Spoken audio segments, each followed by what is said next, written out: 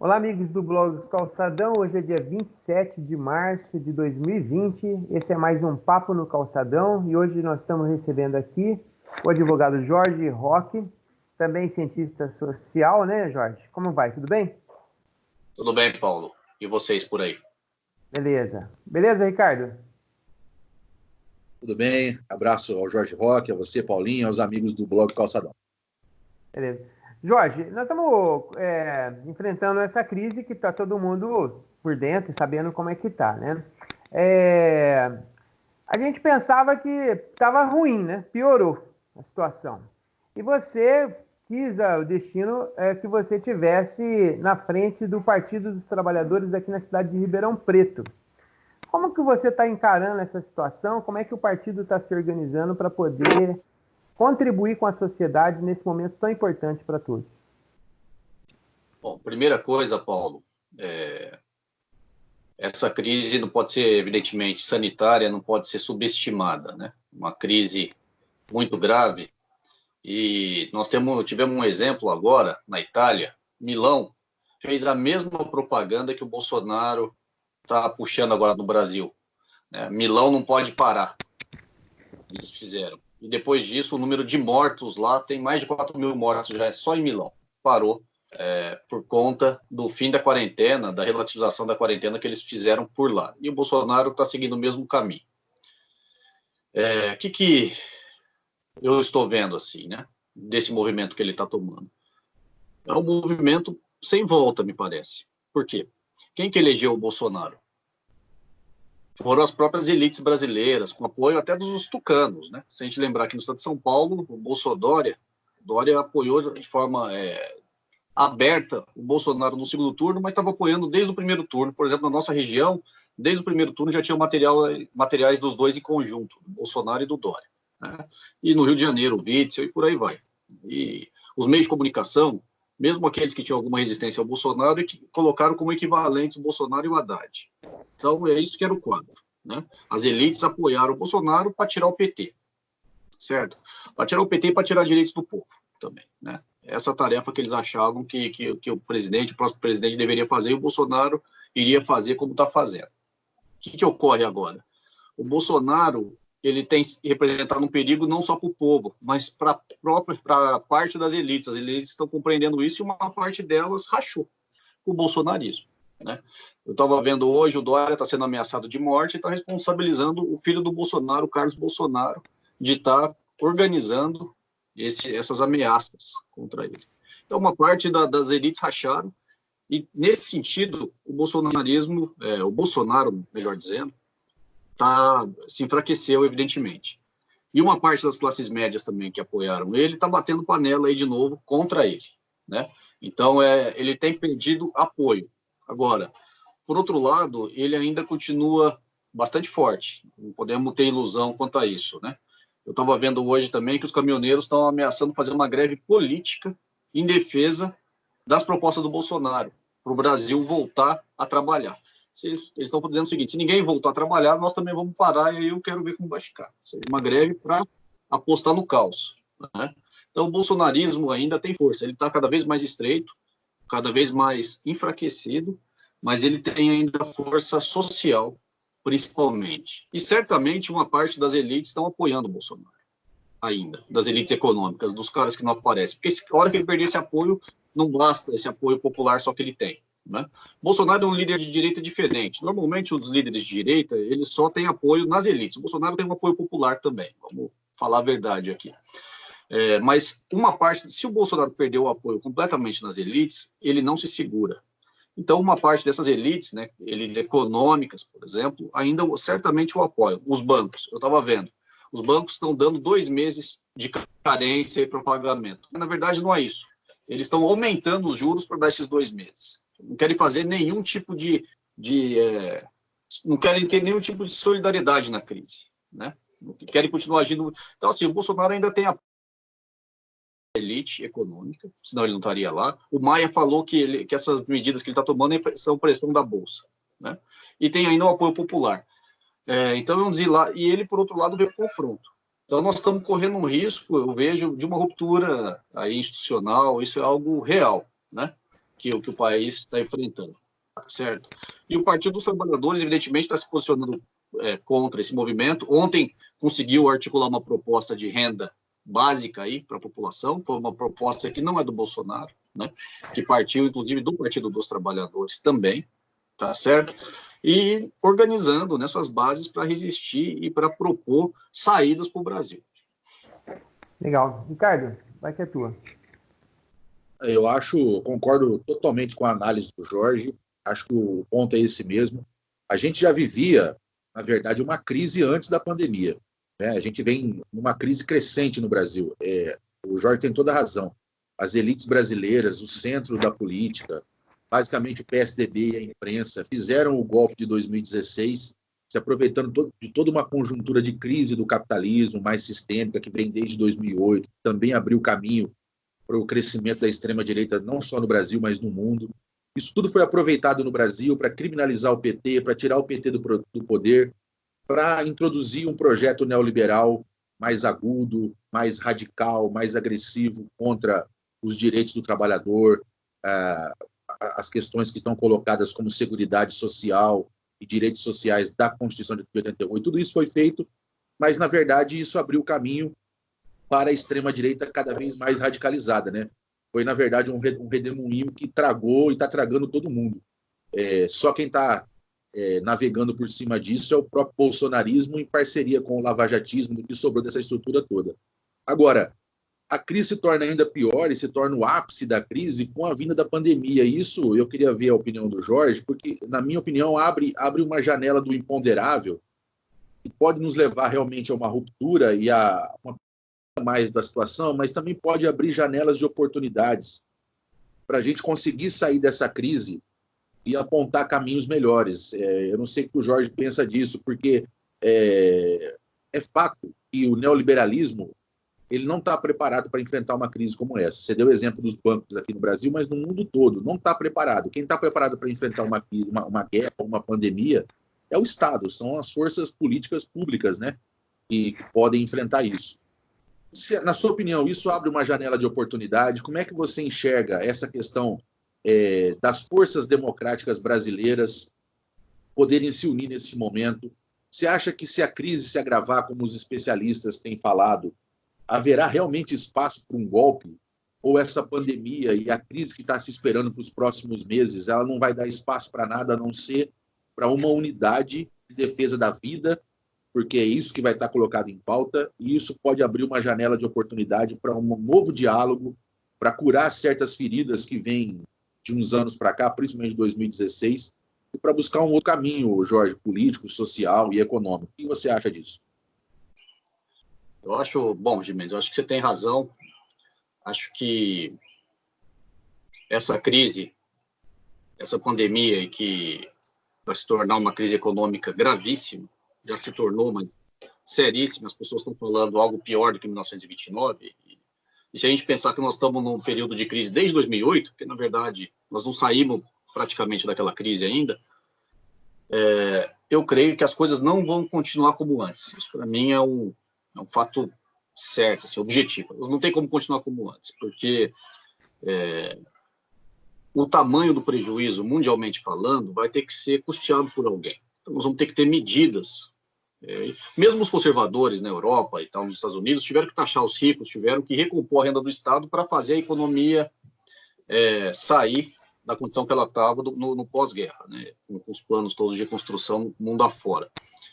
Aqui no Brasil, hoje se tornou um consenso, por incrível que pareça, há um mês atrás, isso era, enfim, só correntes minoritárias defendiam, é preciso lembrar, mas hoje se tornou um consenso que o Estado tem que gastar mais, que é só o investimento público que tira o Brasil da situação que ele se encontra. Se tornou um consenso. Há 2 semanas atrás, era uma minoria de economistas que defendiam. Então, ou seja, nesse sentido, a pandemia serviu para trazer aí as elites intelectuais, inclusive, para a realidade, porque nós estamos aí patinando há 5 anos já sem crescimento. E, mesmo assim, as pessoas acreditando que um programa que você esfacela o Estado resolveria o problema brasileiro. É evidente que não vai resolver. Agora, eu estou, evidentemente, de acordo com que o Estado tem que intervir, tem que gastar mais, mas tem que fazer com cautela, no seguinte sentido. Ontem eu estava vendo uma proposta da CNI, da Confederação Nacional das Indústrias, eles estão pedindo dinheiro. Precisamos de dinheiro, precisamos que paguem nossos salários. E, ao mesmo tempo que eles estão falando isso, eles estão aproveitando para exigir também fim de certos direitos dos trabalhadores, né? Ou seja, as elites querem usar essa crise para se apropriar da renda do Estado para elas, não para a sociedade. Então, nós temos que fazer, o Estado tem que gastar, mas tem que gastar garantindo que esse dinheiro vá para o povo, né? Garantindo os direitos trabalhistas, né? Garantindo o emprego. Quem receber dinheiro do Estado não pode mandar embora, tem que manter o emprego. Então, nós temos que defender essas contrapartidas, porque senão o empresário pega o dinheiro e põe no bolso. Foi isso que eles fizeram quando a Dilma deu os subsídios lá em 2012, 2013, 2014. Pegaram o dinheiro, puseram no bolso e mandaram quem tivesse que mandar embora. Isso nós não podemos aceitar, né? Nós temos que... Agora, esse governo tem condições de impor essas coisas? Esse governo não cogita nada, não tem condições de impor. Não existe um programa econômico para sair da crise. O programa hoje, para sair da crise, é isso que o Bolsonaro está apresentando. O Brasil não pode parar, que vai levar uma catástrofe, tudo indica, aí, sanitária, da saúde. Esse é o programa deles. O que o Guedes está falando? O Guedes está falando em reforma administrativa, enfim, jogando, empurrando com a barriga, como ele sempre fez desde o início. Tá certo? Então, assim, esse governo não tem condições. Por isso que eu avalio que o Bolsonaro também está correndo um risco muito grande. O cenário está aberto, mas existe um risco muito grande do Bolsonaro não se segurar no poder. Eu estava vendo hoje uma pesquisa que a Mônica Bergamo apresentou, do Atlas, 47,7%, se não me engano, 47 alguma coisa, por cento da população já defendem o impeachment. Então é muita gente, metade do país já acha que o Bolsonaro não tem condições de estar à frente, né? Mas quem vai decidir, mesmo como normalmente ocorre, vai ter que também ter parte das elites considerando isso, parte significativa delas. Toda a questão, para mim, se concentra no papel dos militares. Como que os militares estão nisso? Estão dando suporte? Até que ponto que eles estão dando suporte para o Bolsonaro? Até onde eles vão junto? Até onde eles estão cogitando uma substituição de poder, né, para eles ficarem à frente também dos problemas? Isso é uma questão complexa para eles. O custo para tirar o Bolsonaro é alto para eles também. Então, por isso que o cenário está muito, muito em aberto. E o Bolsonaro está vindo para o confronto para derrotar governadores, para derrotar o Congresso, para derrotar essas elites que, de uma certa forma, colocaram ele lá também. Jorge, só para sintetizar, eu vejo que o mundo todo, inclusive o Brasil, vai ser muito diferente depois dessa crise. Muito diferente. Eu vejo também, nesse sentido, como uma oportunidade para nós criarmos uma sociedade um pouco mais solidária do que essa que nós temos vivido, que é uma sociedade brutal, uma sociedade em que o capitalismo perdeu todos aqueles bloqueios que foram criados, né, ao mercado, que o Fourier já falava lá no século XIX, que depois foi construído também no século XX, depois da crise de 29, depois das guerras. O mercado hoje manda em tudo, e as pessoas são, enfim, instrumentos de algo que elas não têm menor controle sobre, né? E os estados foram capturados também por esse mercado, e isso não vai dar para continuar depois dessa crise.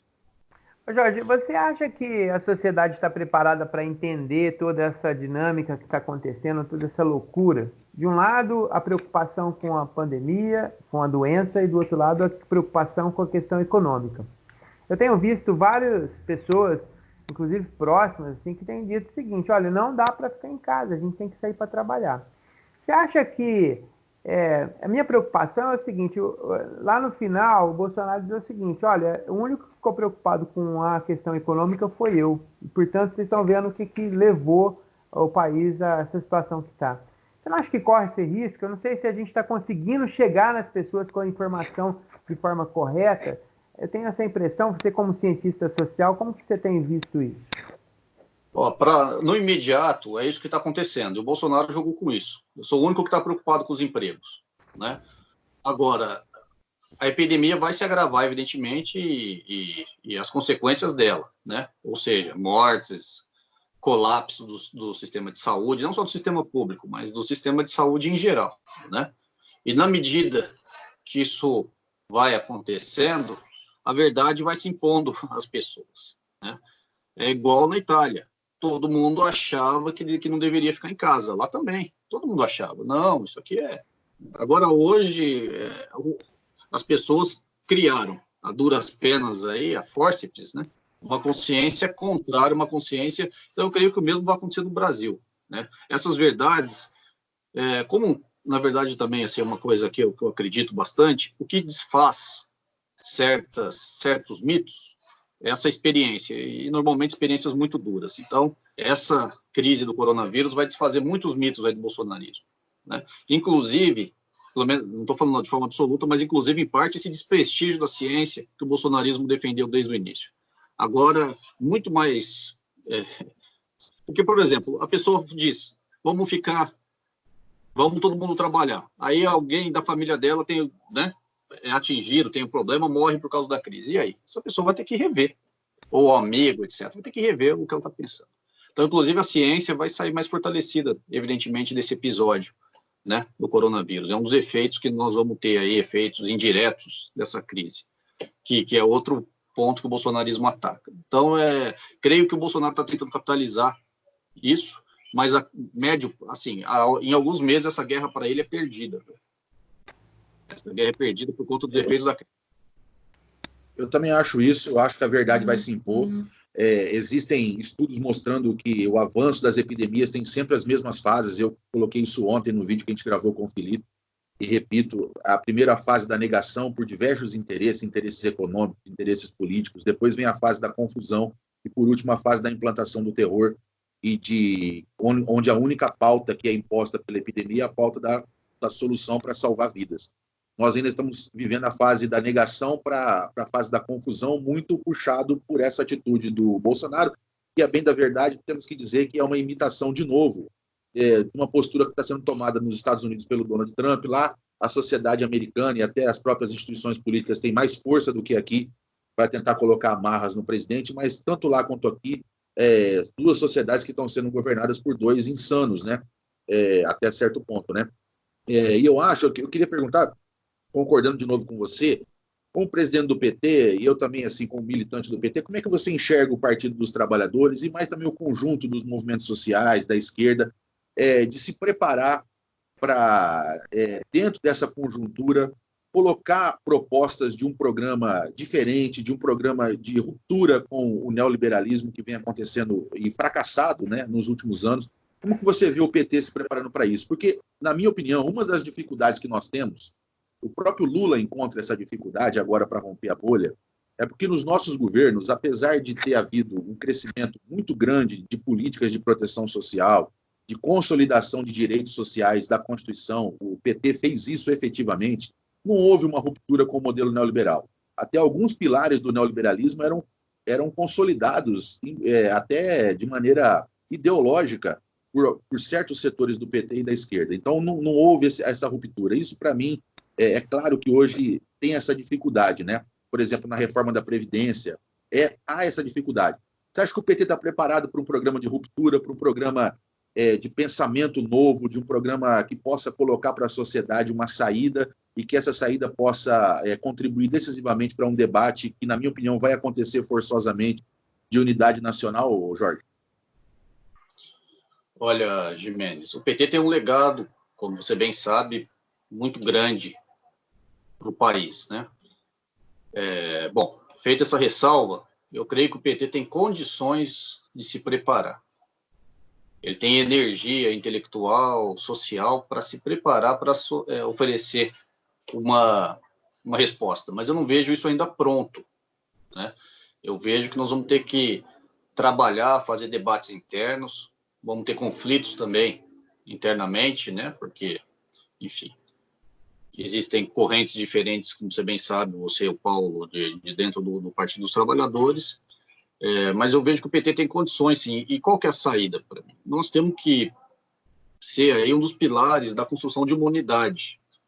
Concordo com você, porque toda a esquerda, quem que são os protagonistas dessa crise? Você tem de um lado o bolsonarismo e de outro figuras como João Dória, Rodrigo Maia. Nós não estamos nisso, entre os protagonistas agora. Não estamos, fala a verdade. né? Para nós mesmos, nós temos que falar a verdade. Então, assim, para nós sairmos desse impasse, e, por outro lado, o Brasil vai... Essas pessoas, Rodrigo Maia, etc., Dória, não tem a menor condição também de apresentar uma saída. Então, as pessoas vão... o país vai ter que se voltar para a esquerda novamente, vai ter que se voltar para o Partido dos Trabalhadores, que é o maior partido da esquerda. Para isso, nós temos que estar preparados com um programa avançado de transformação. Concordo também nisso, que vai abrir uma oportunidade para nós termos um programa muito mais avançado do que aquele que a gente já fez, né? Que rompa com diversas amarras ao desenvolvimento nacional, né? À igualdade no país, enfim. E, por outro lado, nós temos que ter aí uma aproximação constante com os partidos de esquerda e com os partidos progressistas no país. Tá? Nós temos que ter essa maturidade para saber que o momento exige isso e para entender um pouco a correlação de forças. Porque, senão, nós vamos estar condenados aí a um papel secundário nessa crise nesses próximos anos. É disso que se trata, nesses próximos anos, não é nesses próximos meses, nesses próximos anos. Então, o Partido dos Trabalhadores tem uma responsabilidade enorme nesse sentido, né? Esse pensamento também não é tão simples da gente colocar, porque o PT, com razão, tem muito orgulho de si mesmo, mas nós precisamos agora construir essa unidade e trabalhar nesse sentido, com todo o campo progressista do país, para derrotar essa barbárie. Agora, eu não sei se o PT teve um posicionamento já da direção nacional, mas eu queria ouvir sua opinião sobre essa proposta de fora Bolsonaro, o impeachment de Bolsonaro. Nesse momento de crise tão grande, esse processo pode ser um tanto quanto desgastante para a sociedade. A sociedade está querendo se salvar, né? Como que é que você pensa essa questão nesse momento? Olha, o fora Bolsonaro é igual, vamos pensar um movimento mais recente, igual o fora Collor. Isso já está posto nas ruas. Isso está posto, inclusive, por parte daquela classe média que apoiou o Bolsonaro. Então, isso é uma questão da realidade, o fora Bolsonaro. Outro ponto, para nós conseguirmos sair dessa crise da melhor forma possível e não vivermos uma catástrofe, a saída do Bolsonaro real, ela se impõe também. Então, assim, nós não temos que esperar essa crise passar, do ponto de vista lógico falando, para tirar o Bolsonaro. Porque se o Bolsonaro estiver lá, é isso, ele está lançando uma campanha publicitária agora, o Brasil não pode parar. Essa é a linha dele. O governo de Santa Catarina, que é aliado a ele, eu vi, está avaliando voltar aos trabalhos. Eu recebi mídia social do Sertãozinho, com apoio de membros da prefeitura, não sei se vocês viram isso, chamando carreatas, e vai ter em Ribeirão Preto também, carreatas para o Brasil voltar. Eu vi comerciantes e empresários de Ribeirão Preto também ontem soltaram um documento apoiando as medidas do Bolsonaro para o Brasil voltar, né? Então, assim, o Bolsonaro ele é parte do problema, ele tem que ser tirado porque ele não dá conta. Agora, então, assim, apoio completamente o fora Bolsonaro enquanto bandeira de luta. A questão do impeachment é um outro ponto. A questão do impeachment é uma construção política entre os partidos, que passa pelo parlamento, né? Passa pela sociedade, mas passa pelas esferas políticas. Então, aí tem que se analisar, conforme a correlação de forças, o momento para se colocar essa pauta. Agora, por exemplo, eu tenho certeza que não é o momento para apresentar uma proposta de impeachment. Certo? Por quê? Porque ainda o bolsonarismo é forte. E o Bolsonaro provavelmente está querendo isso, para ir para o confronto. Ele está querendo acusar alguém de golpe para ele poder dar o golpe, né? É isso que eles estão cogitando. Ele está vindo com tudo ou nada. Os últimos movimentos do Bolsonaro, ele vinha desde o início confrontando, as pessoas não levam muito a sério, mas desde o início ele vinha confrontando aí a democracia, mas agora ele veio para uma posição de ofensiva, né? Então, colocar isso no parlamento agora, eu discordo, mas como bandeira de construção política nas ruas, eu sou completamente a favor. Até porque também não tem outra saída, né? Ou ele enfrenta agora, ou então ele é derrotado já de imediato. Então ele tem que fazer alguma coisa para poder sair das cordas. Ricardo, vou te passar para você fazer a última pergunta e fazer as considerações finais, mas diga, o Jorge. Então, como que o PT se comportou na questão do Fora Collor? O Fora Collor também foi um movimento que não partiu do PT, partiu das elites. Mas o PT, evidentemente, que incorporou isso e de forma independente, com pautas próprias, né? Nós não podemos ficar de fora disso, de uma luta central da sociedade brasileira. O PT não pode ficar de fora, né? O PT não pode. Então... Bom, concordo com a fala do Jorge. Aliás, a gente tem se alinhado bastante, porque a gente não só conversa aqui no Blog Costa Dama, a gente tem conversado bastante ao longo desse tempo.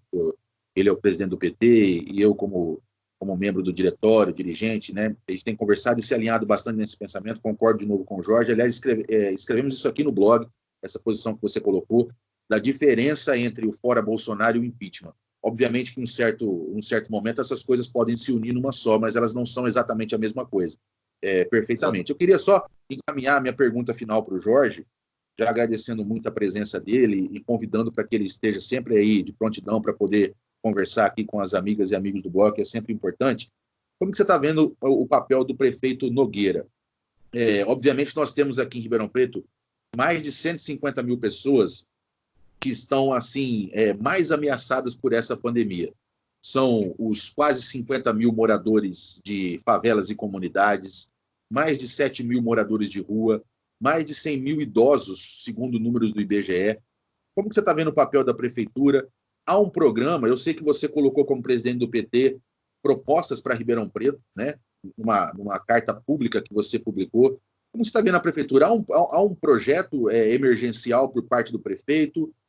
Como que você enxerga o papel da prefeitura de Ribeirão no combate a essa pandemia e no posicionamento, inclusive, político com relação a esse debate que está acontecendo na sociedade hoje, governadores de um lado e o Bolsonaro e o bolsonarismo de outro? Jorge. Olha, Gimenez, ontem eu estava conversando com lideranças de comunidades que nos ligaram, que nos procuraram pedindo auxílio. Na verdade, Ribeirão Preto está abandonado à própria sorte, né? Não existe nenhuma medida emergencial, econômica e nem sanitária por parte da prefeitura. O que ele fez foi fechar as escolas, fez o decreto seguindo também o Estado, né? Que ele só fez depois que o Dória fez as coisas, para fechar o comércio e tal. Mas eu vi que a Câmara dos Vereadores está discutindo uma questão de ajuda para os mais vulneráveis. Mas da prefeitura não parte nada. A cidade está abandonada, né? O prefeito é omisso. Por que ele é omisso? Porque ele é pressionado, ele é suscetível à pressão dos setores econômicos da cidade, que querem que as pessoas voltem a trabalhar. Você vê nas comunidades, assim, nenhum plano para isolamento, lugar para as pessoas ficarem. Porque como que você vai pedir isolamento de 5, 10 pessoas que moram num cômodo só? Você teria que dar saída para essas pessoas, para pedir isso para elas. Ampliação de UTI. Onde que o prefeito está cogitando fazer? Ele não está fazendo nada. Não está fazendo absolutamente nada. E Ribeirão vai pagar muito caro por conta dessa omissão, né, criminosa, na verdade, é uma omissão criminosa da prefeitura de Ribeirão Preto. O governo do Nogueira, ele foi medíocre, na verdade, foi um governo bastante omisso em todas as questões principais durante todo o mandato, mas nesse momento que chega de gravidade, que o Estado é exigido de forma mais clara, né, para todo mundo, isso se mostra com mais evidência. Então, essa é a minha avaliação que eu tenho. A prefeitura não tem sequer começado a tratar do problema de forma séria. Ô Jorge, eu sei que você conhece muito bem as comunidades aqui de Ribeirão Preto, as favelas, a periferia de Ribeirão, que você tem acompanhado isso já há um bom tempo, o drama dessas famílias. A gente sabe, ontem nós conversamos com um cientista, o Felipe, e ele deixou muito claro que nos próximos 10 dias a gente vai chegar a cerca de 1.000 mortes no Brasil, e Ribeirão Preto é uma cidade grande, vai ter também uma influência muito grande nessa epidemia, nessa pandemia. Você disse aí que a prefeitura não está se preparando. Então eu fico pensando, você conhece muito bem a zona norte lá de Ribeirão Preto, na região do aeroporto, quando começar a chegar naquelas comunidades que tem cerca de 500 famílias dentro, aquelas comunidades fechadas, aquelas comunidades que não têm acesso a esgoto, acesso à água. O pessoal fala, lave as mãos, como se não tem água? Não tem nem encanamento de água. Então, como que a gente vai chegar nessa situação? A gente vê, por exemplo, lá perto do aeroporto, a parte do Jockey, uma situação terrível, de calamidade já. A hora que isso começar a se alastrar dentro dessas comunidades, como que a gente vai fazer? E, por outro lado, a gente não vê nenhuma ação concreta da prefeitura se precavendo a isso que vai acontecer. É isso, é uma situação de abandono, E, evidentemente, se uma parte tão significativa da cidade de Ribeirão Preto tiver aí suscetível a esse tipo de contaminação, você não resolve o problema também em geral, né? Então, é uma situação muito perigosa para Ribeirão. E nós não temos visto a prefeitura fazer absolutamente nada para conter o problema. Nenhuma proposta de ajuda, de isolamento, porque tem lugares que estão cogitando, estão pegando aí, deixando as pessoas em hotéis, deixando as pessoas, né, para tratar. Agora, em Ribeirão Preto, não existe nem essa discussão. O que eu vi é alguns comerciantes ontem, empresários, pedindo para as pessoas voltarem a trabalhar. Vamos ver qual vai ser até a postura da prefeitura em relação a isso, porque ela é muito suscetível ao que o empresariado, ao que o capital da cidade defende. Então, eu concordo com você. É uma situação de extremo risco para a cidade de Ribeirão Preto, por conta também da omissão da prefeitura.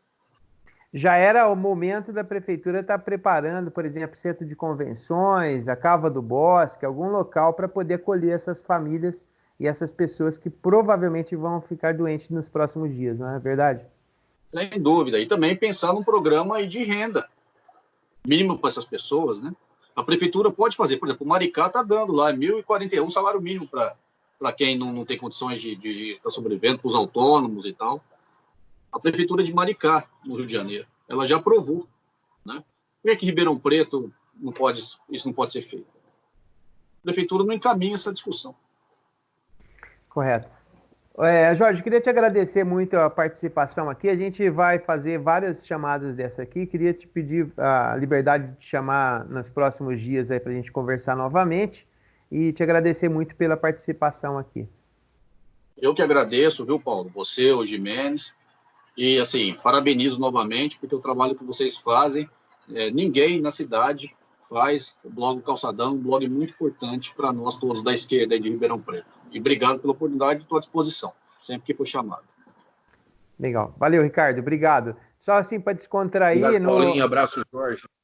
Só para descontrair, nós chamamos esse espaço nosso aqui de Papo no Calçadão. E no Face, uma pessoa disse o seguinte: que papo no calçadão o quê? Vai para casa.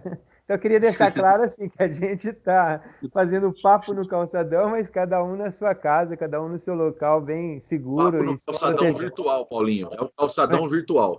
É isso aí. É o calçadão virtual agora. Beleza, então, pessoal. Muito obrigado. Até mais. Valeu, pessoal. Até mais.